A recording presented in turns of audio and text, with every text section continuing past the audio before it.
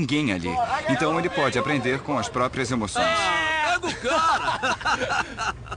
É o oposto de um sociopata, uma pessoa que não consegue fazer a distinção.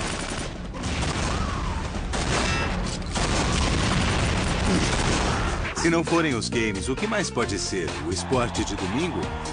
Existe sempre uma atividade social para culpar, mas quer saber? Dá para desligar o computador com um botão. Se você decidir não jogar, tá tudo bem. Sir, will you hold on just a minute? Someone else is trying to reach me. Se formos ler os estudos sobre a época em que o telefone foi introduzido, nós vamos encontrar vários textos alarmistas que diziam: ai meu Deus, as pessoas nunca mais vão se encontrar pessoalmente, nunca mais. Elas vão usar o telefone o tempo todo. Sempre que uma nova tecnologia de comunicação aparece, a gente observa preocupações parecidas, que isso pode ser o fim da interação humana com as outras pessoas.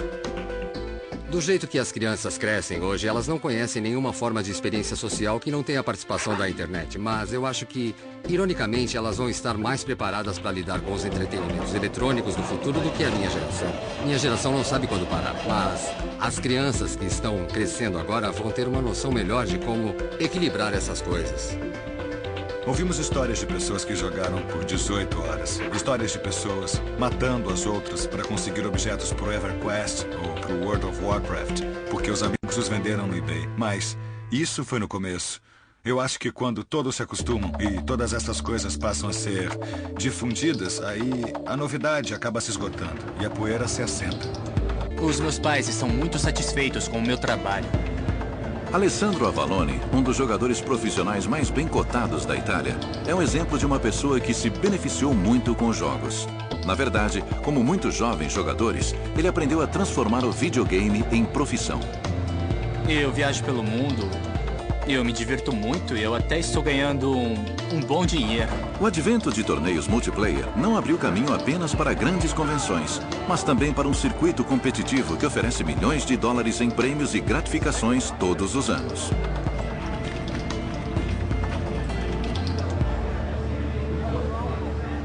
A QuakeCon é uma convenção que dá oportunidade para as pessoas saírem dos porões e dos quartos para viajar pelo país e jogar.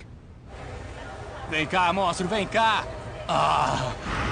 Realizada uma vez por ano na cidade de Dallas, no Texas, a QuakeCon oferece 100 mil dólares em prêmios e atrai visitantes de várias partes do mundo. Eu e minha equipe vamos jogar contra a equipe do Fatality e nós vamos ganhar deles. Nenhum jogador é tão famoso ou temido quanto o pentacampeão Jonathan Wendell, mais conhecido pelo pseudônimo de Fatality. Foi.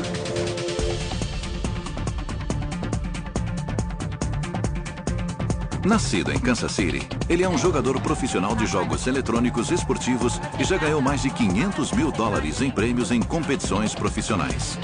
Ele é um verdadeiro porta-voz da indústria e também uma das pessoas que está transformando o game profissional em uma tendência. Ele está tentando fazer com que as pessoas entendam que isso é um esporte sério e não apenas um jogo.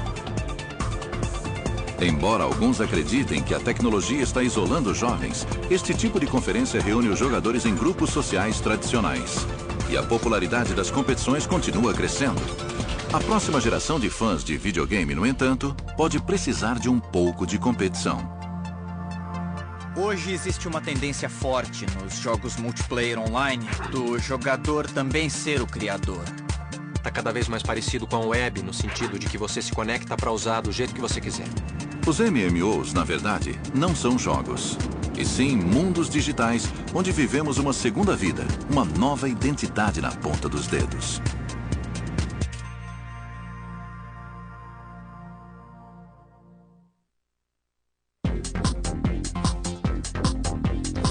A internet lançou uma onda de jogos com espada e feitiçaria e mudou para sempre a maneira de jogarmos juntos. No entanto, o consenso entre os programadores é que a próxima geração de videogames não terá nada a ver com jogos. Para quem usa a internet, eu posso explicar que é uma internet tridimensional e com outras pessoas. Second Life, produzido pela Linden Lab em São Francisco, é um exemplo de comunidade multiplayer online com muito mais liberdade do que em um videogame tradicional. Second Life é uma plataforma social em que as pessoas podem criar bastante conteúdo, por isso existe uma dinâmica muito diferente entre o Second Life e os MMOs. Com mais de 9 milhões de usuários cadastrados, Second Life cresce a uma taxa exponencial de 15% ao mês. Queremos que seja acessível para um número grande de pessoas e ninguém tem que pagar para participar. Você recebe logo de cara um conjunto completo de ferramentas para criar conteúdos em 3D. No Second Life, você tem um mundo virtual consistente, totalmente em 3D, onde você pode não apenas criar objetos virtuais como casas, padarias, carros, motocicletas, mas também pode configurar os objetos para serem interativos. Wagner James Al é um jornalista que explora o Second Life e escreve um blog diário sobre as histórias de interesse humano que testemunha. Ele descreve o papel da Linden Lab no jogo. É como um deus que criou esse mundo e se torna cada vez mais distante, até que finalmente você entra nesse mundo e ele é todo seu, para ser construído e para ser continuado. Não há mais ninguém lá e você tem que decidir, parece até uma questão existencialista. Quem sou eu? O que é que eu vou fazer nesse mundo? Muitas pessoas trabalham em empregos que consideram insatisfatórios, ou até mesmo cansativos, opressivos e entediantes. Elas sentem que não podem controlar o mundo e que o mundo já foi escrito para elas. E quando elas se mudam para esse mundo virtual, deixam de ser a secretária sem nome de uma empresa qualquer. Elas ganham poder. Esses games são construídos para que qualquer um se torne um herói. Para entrar em um jogo de interpretação de papéis como Second Life, você precisa primeiro escolher um personagem ou avatar. O motivo que leva as pessoas a preferir o termo avatar é que, às vezes, ele não é um personagem de características humanas.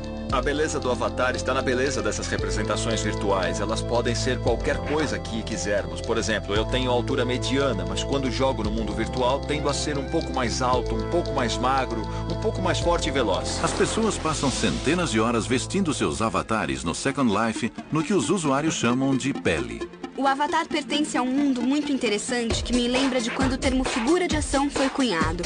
Ele foi empregado no lançamento do G.I. Joe, porque já existia a Barbie, mas a empresa que fabricava o G.I. Joe queria vender os bonequinhos para os meninos. Só que os meninos não brincam de boneca. Os meninos brincam com figuras de ação. Da mesma forma que os adultos não brincam de boneca. Eles brincam com avatares. O Second Life faz estatística do sexo e da idade de todos os usuários e revelou alguns números bem interessantes. Mais ou menos 80% dos personagens femininos dos MMO são desempenhados por homens. Podemos pensar em muitas coisas interessantes a partir daí, como a masculinidade ou como nos últimos 20 ou 30 anos as mulheres foram encorajadas a se tornarem mais masculinas em vários sentidos, mas ainda é tabu para os homens tentarem ser femininos. Existe um forte elemento de autotransformação em tudo isso. O que eu acho interessante do ponto de vista psicológico é como isso influencia o comportamento online.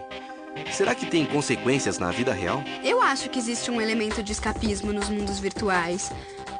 É a mesma coisa quando as pessoas se interessam pelas fofocas da celebridade, sabe? Elas gostam da sensação de fantasia, de imaginar como é a vida nesse outro mundo mais ilustre. Chamar isso de escapismo pode tornar toda a discussão preconceituosa, porque o escapismo tem uma conotação negativa. Eu acho mais interessante analisar onde as pessoas estão passando o tempo. Tem gente que joga online em vez de passar o tempo assistindo televisão, por exemplo. Então eles estão trocando o tempo dedicado a uma atividade passiva, que também tende a ser solitária, por uma atividade social interativa e colaborativa. Então eu acho que já podemos olhar para isso como um aspecto bem positivo. Alguns personagens vão muito além da mudança